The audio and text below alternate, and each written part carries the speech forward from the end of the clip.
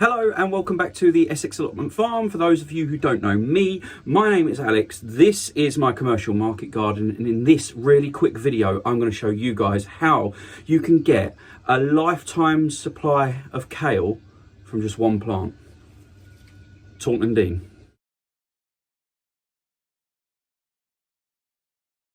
So this video has been prompted by the windstorms a little while back, and that I got a load of damage on my Taunton Dean kale plant. So the wind blew it open, the wind blew it over even, and snapped off lots and lots of the big branches of Taunton Dean kale. Now, Taunton Dean kale is a perennial kale plant that will give you year round from one plant veg. With it being perennial, it will grow back year on year on year from one single plant, and it hardly ever goes to seed. Even if it does, you can just snap those seed heads off and it will supplying you with lovely delicious kale year after year after year.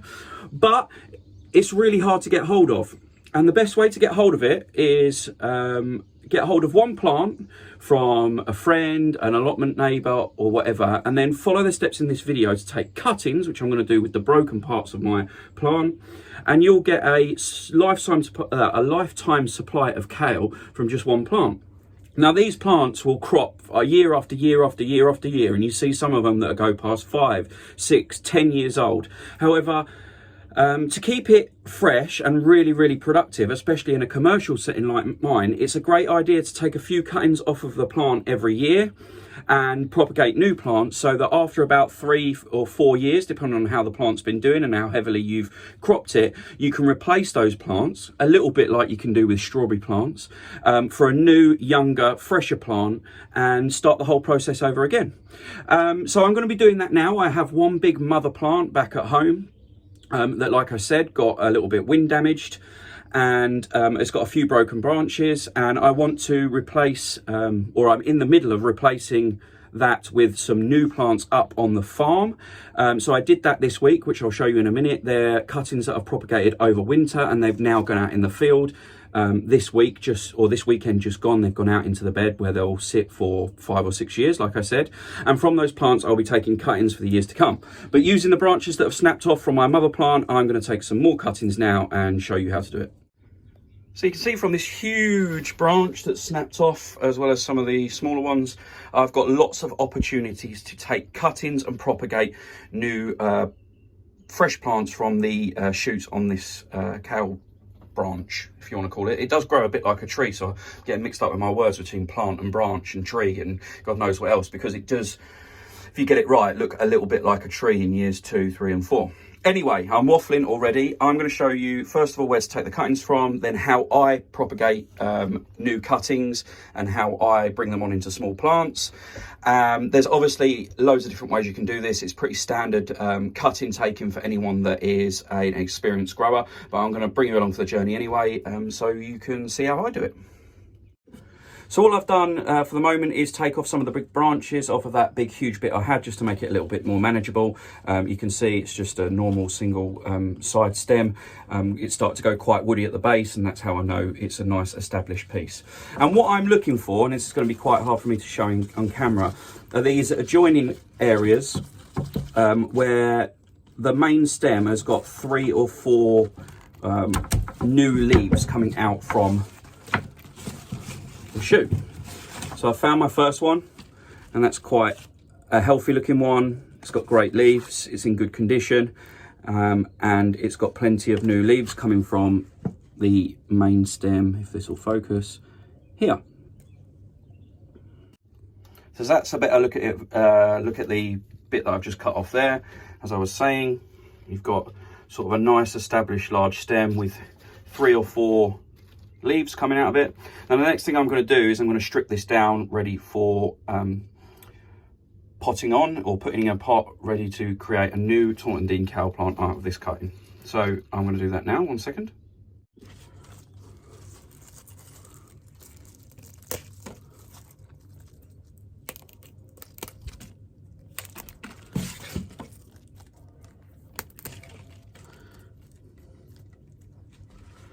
So what I'm aiming for is one piece of stem with 1 or 2 small leaves at the top of it.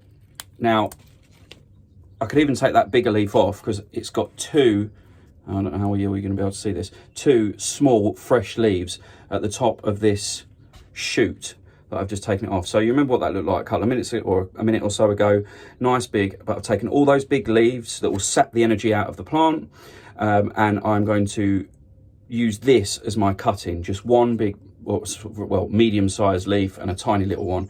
I'll use this as a cutting.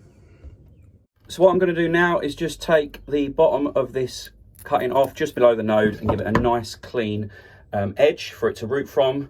That area there will be where the new root growth comes from. You can see it's just below a couple of those nodes where I've taken the leaves off, and below the two leaves that we decided to keep on the cutting. So this final step with the cutting is completely optional. I've propagated probably tens and tens of kale cuttings like this with or without rooting powder. I just find that the rooting powder just gives it that little kickstart that it needs. So I'm going to take the cutting, I'm going to dip it into this organic rooting powder, shake all the excess off, and then pop that into a pot with some homemade compost. Just make a hole with my finger in the middle, pop the cutting and push back the soil around it.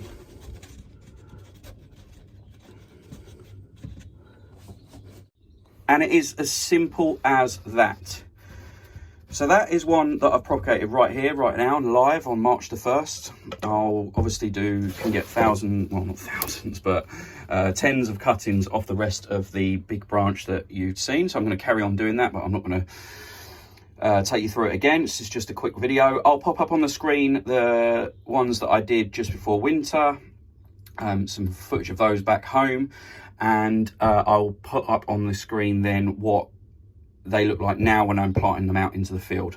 But that will grow into a Taunton Dean kale plant, which people are selling for between 10 and 15 pound a plant, because they're such good perennial kale plants to have, and that will produce, if it takes and if it roots, which I'm sure it will do, it will grow into an established perennial kale plant and produce me delicious kale to sell to my customers for years to come. There it is.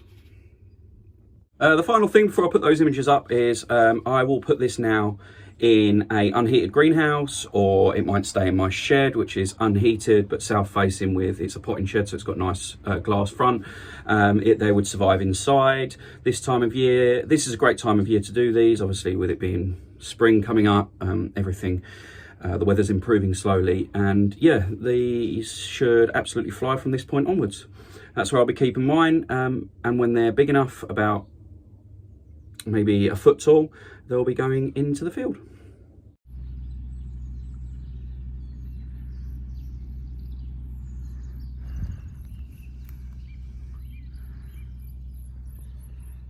I hope you enjoyed that quick video. It's a little bit different. I'm not an expert, like I said, in this necessarily, but this is how I've done it for a good few years now and had fantastic results. The last ones I did, for example, I did 26 of these cuttings in the exact same way as I've done these, and 24 of them took and are now established plants. So I've had a good success doing it this way.